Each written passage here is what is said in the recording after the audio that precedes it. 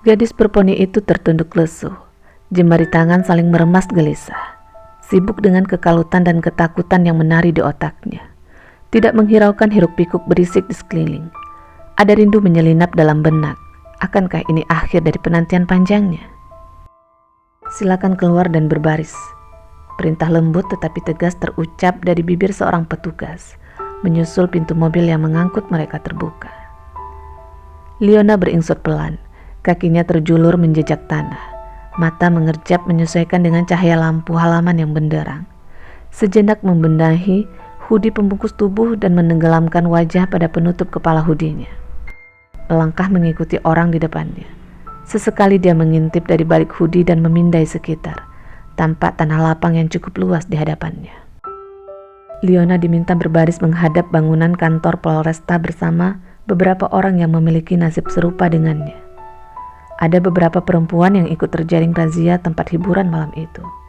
Jumlahnya memang tidak sebanyak laki-laki. Malam itu keberuntungan sedang tidak berpihak padanya. 3 temannya berhasil lolos dari penggerebekan petugas, meninggalkan dia yang sedang di toilet. Andai saja tadi dia mau diantar Pak Joko, pasti bisa dengan mudah meloloskan diri dari situasi ini. Hatinya tidak berhenti merutuk.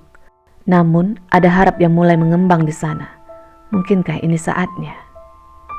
Sebelum dia pergi, orang-orang di rumahnya seperti punya firasat buruk.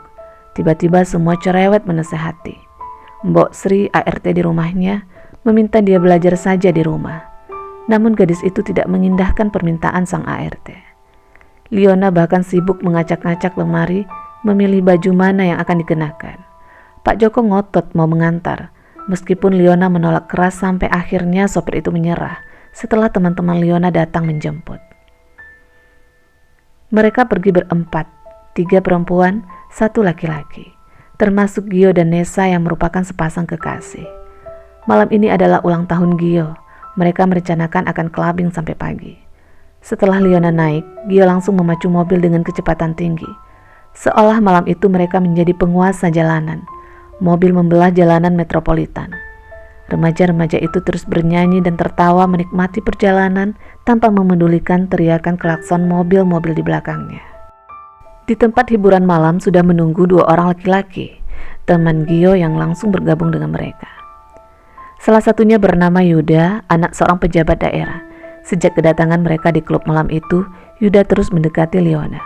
Orangnya ramah, bahkan kelewat ramah menurut Liona yang terkenal cuek. Mau coba sensasi baru? Bisik Yuda di telinga Liona saat mereka sedang ngedance. Liona mengernyit, tidak menjawab lewat kata. Terlihat jelas tatapan keponya. Yuda menyunggingkan senyum, kemudian tangannya menarik Liona untuk meninggalkan lantai dansa. Langkah mereka berhenti di dekat toilet. Yuda mengeluarkan bungkusan dari saku dalam jaketnya. Sebuah bungkusan plastik kecil berisi bubuk putih. Tahu kan namanya? Laki-laki di depan Liona menatap dengan senyuman yang tidak lepas dari bibir. Otak Liona langsung menebak. Meskipun belum pernah melihat secara langsung, dia mengangguk. Mau coba? Kembali Liona mengangguk. Sudah lama dia mendengar desas-desus tentang Gio dan temannya yang pemakai narkoba. Meski selama ini Gio tidak pernah mengajak mereka pesta barang haram tersebut, dia juga sering mendengar bahwa barang-barang itu bisa menghilangkan rasa sedih dan memberi ketenangan. Sudah lama Liona ingin mencicipi tetapi tidak tahu bagaimana cara mendapatkannya. Malam ini, Liona ingin melakukannya sebagai langkah terakhir untuk menyuarakan kesepian yang dia rasakan sebagai puncak protes pada orang tua. Jangan Li, itu akan merusakmu, hati kecilnya memperingatkan. Biarlah, toh aku sudah tidak diinginkan mereka, sekalian saja rusak dan hancur. Sisi lain hatinya ikut berbicara, namun akhirnya tekad Liona bulat. Kau mau mengajariku cara memakainya? Tanya Liona pada Yuda. Remaja pria itu mengangguk antusias. Sip, tapi sebentar, aku mau ke toilet, lanjut Liona. Buru-buru Liona melesat ke toilet menuntaskan panggilan alam. Hati bersenandung riang, seperti anak TK yang akan mendapat mainan baru. Tidak sabar ingin segera merasakan namanya nge-fly. Setelah selesai, gadis itu bergegas keluar dari kamar kecil tersebut. Dia mengayunkan langkah menuju ruang klub, tetapi dia tidak mendapati Yuda dan teman-temannya. Di ruang klub, musik menghentak-hentak. Puluhan orang lena dengan alunan musik tanpa memedulikan sekitar. Mata Leona masih mencari-cari keberadaan Yuda dan teman-temannya. Postur tubuh yang ramping memudahkan dia menyusup di antara manusia-manusia yang liar melenggak-lenggokkan tubuh mengikuti irama yang dipandu DJ. Lampu berkedip warna-warni semakin menambah meriah suasana. Beberapa orang sudah terlihat sempoyongan dengan bau menyengat menguar dari mulut mereka, sampai tiba-tiba sebuah suara menghentikan semua aktivitas mereka. Disinilah Leona sekarang. Dia mengadahkan wajah menatap langit malam, hitam, sepekat hatinya yang tersapi hangatnya keluarga. Harta berlimpah, apa yang dia mau dalam kedipan mata terwujud.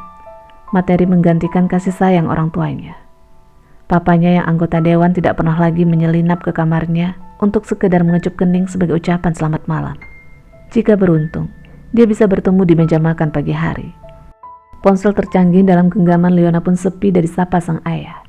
Setiap chatnya hanya dibalas oleh asisten sang ayah.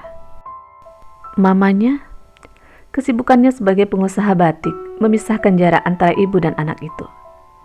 Wanita yang dulu tempat Leona berkeluh kesah, kini jarang di rumah. Saat duduk berdampingan pun tidak sempat berbincang. Biasanya ketika mulut baru terbuka untuk menanyakan kabar, notifikasi ponsel membungkam mulut Leona. Sedetik kemudian sang ibu sudah memalingkan perhatiannya dan segera menyambar benda pipih itu. Di rumah hanya dalam bilangan jam. Gadis yang belum genap 18 tahun itu mendesah, mengembuskan napas kuat-kuat, berharap sebentar lagi papa atau mamanya datang menjemput, memberi pelukan hangat, mengurai rasa takutnya dengan belayan lembut di kepala. Senyum tipis terbit di sudut bibir. Namun, tidak bertahan lama, kilasan hari-hari sepinya kembali berkelabat. Mungkinkah mereka akan datang? Apakah mama akan mengejar pesawat pertama untuk pulang?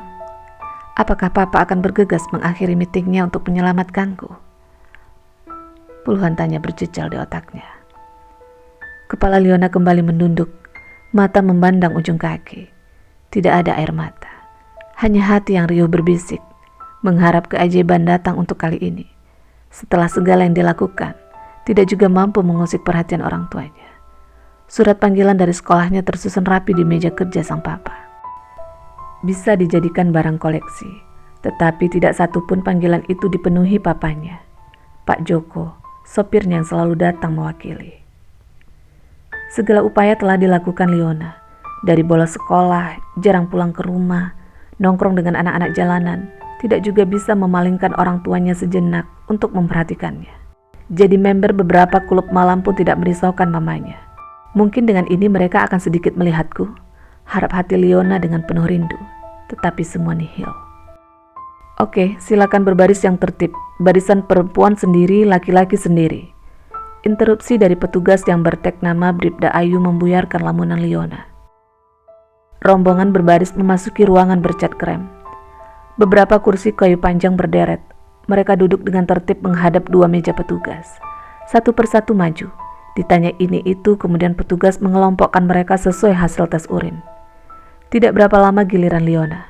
Langkahnya sedikit pelan. Ini pengalaman pertama berhadapan dengan petugas polisi. Jantungnya bereaksi, berdetak dengan lebih cepat. Leona duduk di hadapan petugas, terpisah oleh sebuah meja. Di atas meja bertengger layar komputer. Petugas wanita berambut pendek mengangkat wajahnya. Sedikit terkejut, matanya berkedip beberapa kali. Leona? Suara petugas itu lebih menyerupai desahan. Cekatan tangan beralih mengambil ponsel, mengusap layar, menekan beberapa kali, dan mendekatkan benda itu ke telinga. Satu tangannya diletakkan antara ponsel dan mulut, layaknya orang yang sedang berbisik. Sesekali mata melirik ke arah Leona yang terus mengawasinya. Mbak Leona, silakan masuk ke ruangan yang di ujung sana, yang berpintu kayu, ucapnya setelah meletakkan ponsel ke atas meja. Leona masih bergeming, memandang bingung ke arah petugas. Menyadari kebingungan gadis di depannya, si petugas memanggil polisi lain untuk mengantar Leona ke ruangan yang dimaksud. Silakan masuk, Mbak, ucap polisi wanita itu. Tangannya membukakan pintu. Tubuhnya menempel di daun pintu untuk memberi jalan Leona masuk ke ruangan. Setelah itu dia mengangguk hormat dan menutup kembali pintunya. Sikapnya terlihat sopan. Tangan Leona memeluk tubuh saat merasakan dinginnya AC. Mata menelisik setiap sudut ruangan. Otaknya berputar, mencoba mengingat kerabatnya yang perwira polisi. Sebuah nama muncul, tetapi segera disangkal, mengingat sosok itu bertugas di kota lain. Mungkin teman papa. Namun sedetik kemudian dia mendesah kecewa. Saat pikirannya sibuk, terdengar suara pintu terbuka.